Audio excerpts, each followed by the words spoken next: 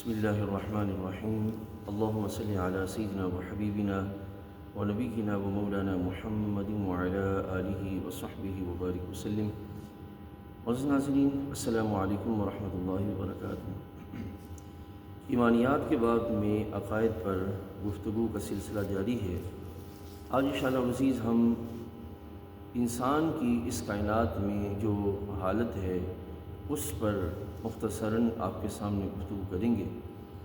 روئے زمین پر جتنی بھی مخلوقات موجود ہیں ان سب کو اللہ تعالیٰ جل وعلا نے جب تخلیق فرمایا تو ان کی تخلیق کے لحاظ سے کلام کرتے ہوئے ارشاد فرمایا کہ یہ ساری چیزیں اے انسان ہم نے تمہارے لیے پیدا کی ہیں۔ اور جب انسان کی حالت بیان فرمائی تو اللہ تعالیٰ نے انسان کو کرمنا بنی آدم فرما کر جملہ مخلوقات پر جو وہ عزتیں عطا فرمائیں اور ساری مخلوقات میں اس انسان کو اشرف المخلوقات بنایا۔ اب جب انسان کی حیثیت باقی مخلوقات میں اشرف المخلوقات کی ہے، اب ہم نے یہ دیکھنا ہے کہ انسان کی حالت اس کائنات میں کیسی ہے۔ معزز ناظرین،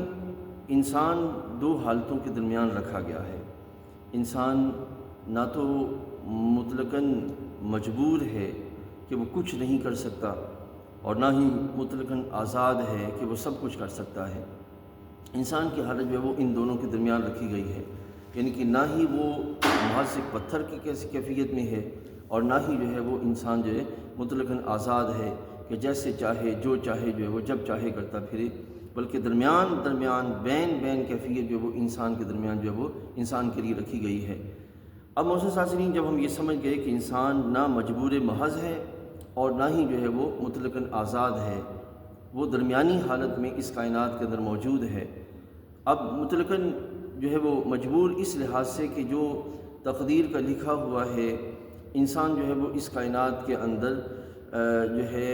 مجبور ہے کہ وہی کچھ کرے گا۔ معزز ناظرین، یہ پہلے یہ سمجھ لیجئے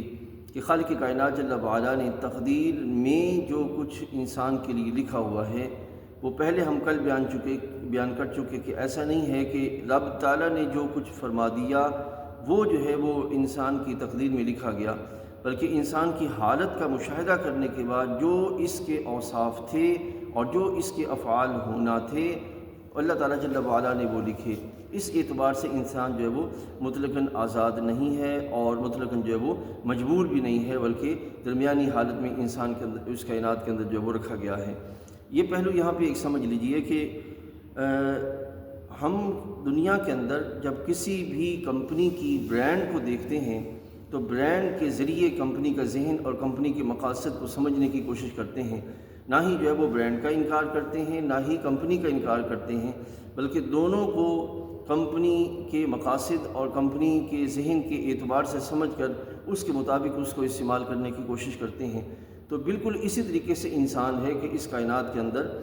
اللہ تعالیٰ جل وعلا کی ایک مخلوق ہے انسان، اور اس انسان نے آگے پھر ایک کردار ادا کرنا ہے جو ایک خاص مقصد کے لحاظ سے کردار جو اب رکھا گیا ہے۔ تو اگر ہم اس کے مطابق اس انسان کو سمجھنے کی کوشش کریں گے تو پھر انسان کی ویلیو بھی بنے گی اور اس کا کائنات کے مالک کے ساتھ تعلق اور اس کے لحاظ سے اس کا جو مقصد ہے وہ بھی جو ہے وہ سامنے آ جائے گا۔ تو یہ جو چیز ہے اس کو ہم جو ہے وہ سمجھیں تو اس انشاءاللہ العزیز جو ہے وہ اس میں ہمیں فائدہ ہوگا۔ پہلی چیز کیا ہے؟ انسان کی حالت کیا کہ انسان مجبور محض نہیں ہے اور نہ ہی مطلقاً آزاد کہ پتھر کی طرح بالکل مجبور اور ساکن ہو کہ ایک جگہ پہ ٹھہرا ہوا ہو، اور نہ ہی مطلقاً آزاد کہ جو چاہے جو ہے وہ کرتا پھرے، بلکہ درمیانی حالت میں جو ہے وہ انسان کو رکھا گیا ہے۔ کل انشاءاللہ العزیز اگلی نشست میں اس سے اگلا پہلو آپ کے سامنے سمجھنے کے اعتبار سے رکھیں گے تاکہ ہم جو ہے وہ اس کائنات میں انسان کے کردار کو صحیح طور پر سمجھ کر اس کے مالک کے لحاظ سے اس کے تعلق کو جان کر پھر اپنی سوسائٹی میں اپنا اہم کردار ادا کر سکیں۔ اللہ تعالیٰ جل وعلا انسان کو سمجھنے کی توفیق عطا فرمائے۔